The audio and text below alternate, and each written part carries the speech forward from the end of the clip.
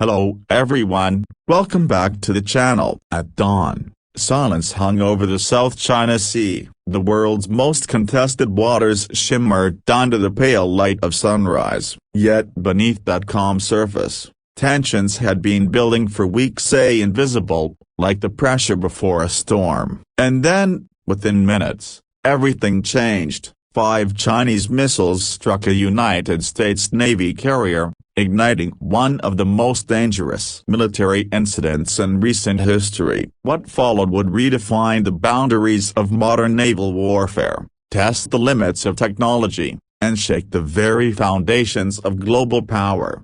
The USS Valiant had been patrolling near the contested Spratly Islands. It was one of America's most advanced aircraft carriers, a 100,000-ton floating fortress equipped with F-35C Lightning-IS, E-2D Hawkeyes, and a sophisticated Aegis defense system capable of intercepting almost anything the enemy could throw at it. The ship's crew of more than 5,000 sailors and aviators had settled into a routine deployment. For them, the horizon looked peaceful, but that calm was deceptive. Intelligence analysts had been monitoring an unusual pattern of communication between Chinese naval outposts. Satellite imagery revealed the deployment of mobile missile launchers along the coastlines of Hainan and the Paracel Islands. Naval Command in Pearl Harbor had issued a quiet alert, but no one expected what was coming. At exactly 5:14 a.m., radar operators aboard the Valiant detected multiple fast-moving contacts emerging from the Chinese coastline. At first, it seemed like another drill, false signals, perhaps atmospheric distortion. But within seconds, algorithms confirmed the signatures. 5 F-21D anti-ship ballistic missiles, each traveling at more than Mach 10, had been launched directly toward the carrier group. The alarm klaxons roared through every deck, red lights flashed. The captain's voice came over the intercom, steady but grave. "All hands, brace for impact." Crew members scrambled to their stations. The Aegis combat system kicked onto overdrive, locking onto the incoming missiles and calculating intercept solutions. Seconds felt like hours. The first missile struck. The carrier shuddered violently as the forward deck erupted in a burst of flame and shrapnel. Automated fire suppression systems activated instantly, sealing off compartments and flooding them with inert gas. Damage control teams sprinted through smoke-filled corridors. The shockwave tore through steel bulkheads, but the ship held firm. The second missile came in moments later. This time, the Aegis system reacted faster. 2 SM-6 interceptors launched from nearby destroyers streaked across the sky, slamming into the Chinese missile midair. The resulting explosion lit up the horizon like a miniature sun. Yet even as cheers erupted in the Combat Information Center, the third missile broke through the defense perimeter. It struck the flight deck, tearing a crater into the surface and sending debris flying into the sea. Firefighters, engineers, medics, every hand on deck moved with military precision. Training kicked in. Despite the chaos, discipline held. Pilots rushed to secure their aircraft. Sailors carried the wounded to triage stations. Every second was a battle between survival and catastrophe. Meanwhile, the Chinese command center monitored the attack in real time. The goal wasn't necessarily to sink the carrier, it was to send a message. The F-21D missiles, dubbed carrier killers, had long been China's symbol of deterrence against U.S. naval dominance. To launch them,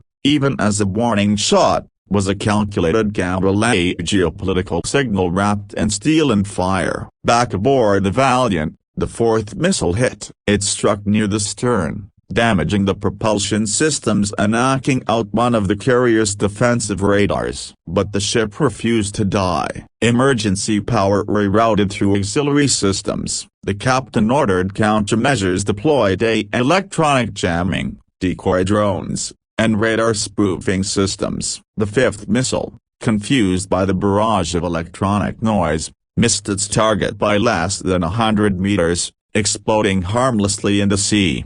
When the smoke cleared, the Valiant was scarred but afloat. The U.S. Navy's worst nightmare had come true: a direct missile strike from China, and yet, against all odds, the carrier had survived. Within minutes, the Navy's counterattack began, not with missiles, but with information. Reconnaissance drones launched from the carrier's deck and from nearby destroyers, feeding real-time intelligence into a network of command centers stretching from Guam to Washington, D.C. Satellites repositioned, locking onto Chinese launch sites. U.S. Cyber Command initiated electronic countermeasures, disrupting radar and communication nodes in the South China Sea theater. The world watched in silence. The Pentagon issued a statement within the hour, confirming that a U.S. carrier had been hit by multiple missiles but had not been sunk. The president convened an emergency National Security Council meeting. Diplomats scrambled to contain what could easily spiral into a global crisis. Inside the carrier, repair crews worked around the clock. The damage was extensive. The flight deck was scorched, several aircraft destroyed, but the heart of the ship remained operational. Medical teams treated dozens of injured sailors, but casualties were far fewer than anyone expected from such a direct strike. Analysts later credited the ship's advanced compartmentalization design, which prevented fires from spreading. Military experts began to dissect the event. How had China managed to launch such a coordinated strike without early detection? Satellite analysis later revealed that the missiles had been fired from disguised mobile launchers, hidden within civilian infrastructure near the coastline. Their sudden appearance overwhelmed the carrier group's radar systems for critical seconds, enough time to close the distance before counter-interception could occur. Meanwhile, Beijing released an official statement, claiming the launch was a defensive test after repeated U.S. provocations. The wording was deliberate, an attempt to de-escalate diplomatically while still projecting strength. But in Washington, the mood was anything but calm. The attack had crossed a line no one thought China would risk. Over the next 48 hours, U.S. and allied forces repositioned. Destroyers and submarines fanned out across the Pacific. Surveillance aircraft patrolled international waters. The USS Valiant, though damaged, remained in theater, a symbolic declaration that America would not be intimidated. Behind the scenes, intelligence agencies pieced together the bigger picture. They discovered that the strike was not an isolated act but a message. China's leadership had been signaling for months that American naval presence near the Taiwan Strait and South China Sea was unacceptable. The missile launch was a demonstration, a test of political will as much as military power. The incident triggered an emergency summit of allied nations. Japan,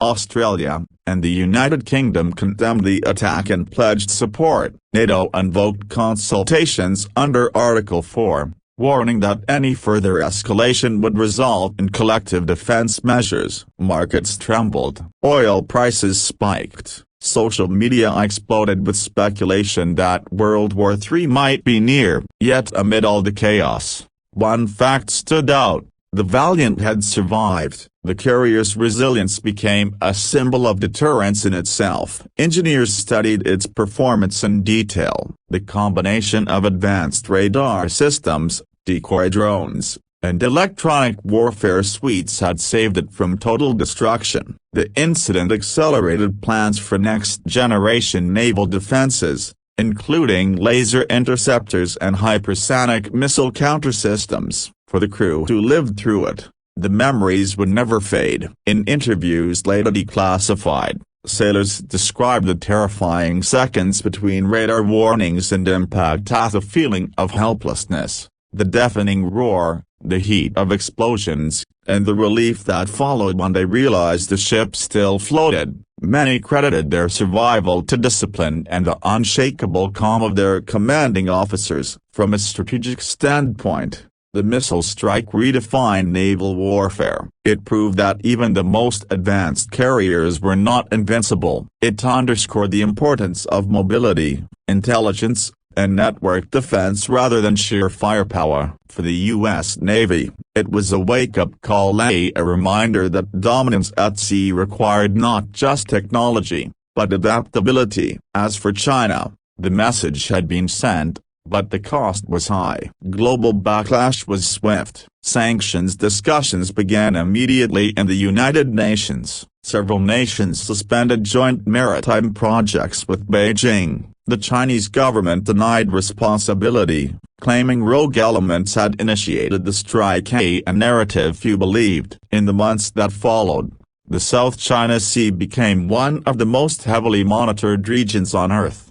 U.S. and Chinese warships maintained cautious distances, each shadowing the other. Drones buzzed overhead day and night. Every radar ping, every sonar echo, every satellite feed was analyzed for signs of escalation. The fragile peace that emerged afterward was one born not of trust, but of mutual deterrence. The Valiant returned to port months later, battered but not broken. Her hull bore the scars of 5 missile strikes, a testament to both human ingenuity and the unforgiving reality of modern warfare. When she sailed past the harbor, crowds gathered to salute her crew. The event became a rallying point for the Navy, a reminder that courage and coordination could prevail even against hypersonic speed and overwhelming firepower. Military academies around the world now study the Dawn Strike incident as a case study in 21st century naval warfare, an engagement where precision, electronic warfare, and real-time decision-making determine survival. Analysts continue to debate whether the event brought the world closer to war or pulled it back from the brink. But one truth remains: at dawn, when 5 Chinese missiles hit a U.S. carrier, the world stood still. And in those few terrifying minutes, humanity glimpsed the thin line between peace and global chaos, a line maintained not just by weapons, but by the people who operate them. The South China Sea returned to an uneasy calm. The waves washed over the same waters where fire and steel had collided, and beneath that surface, submarines still prowled, radars still scanned, and every commander on both sides knew next time, there might not be a warning. As the sun set on the horizon, one thing became clear: the balance of power had shifted forever. The age of untouchable carriers was over. The future of warfare had arrived, silent, precise, and unstoppable.